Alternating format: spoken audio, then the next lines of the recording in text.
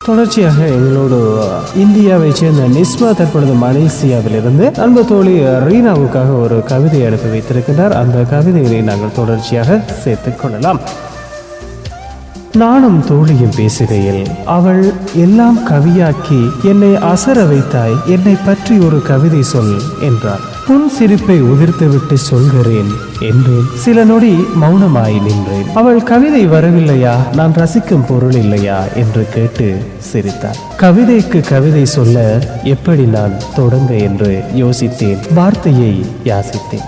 இயற்கை ஒரு கவிதை, நிலவும் ஒரு கவிதை, காதலும் ஒரு கவிதை, பெண்ணும் ஒரு கவிதை. இயற்கை ஒரு கவிதை, நிலவும் ஒரு கவிதை, காதலும் ஒரு கவிதை, பெண்ணும் ஒரு கவிதை. மேற்சொன்னவை எல்லாம் ஒவ்வொன்றும் ஒரு அழகு.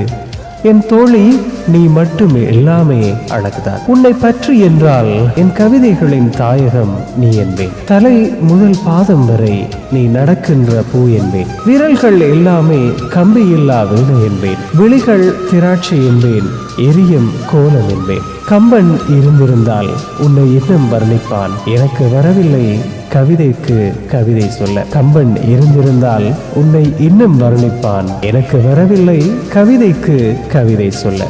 என்ன நான் செய்ய, விட்டுவிடவா கவிதை சொல்ல?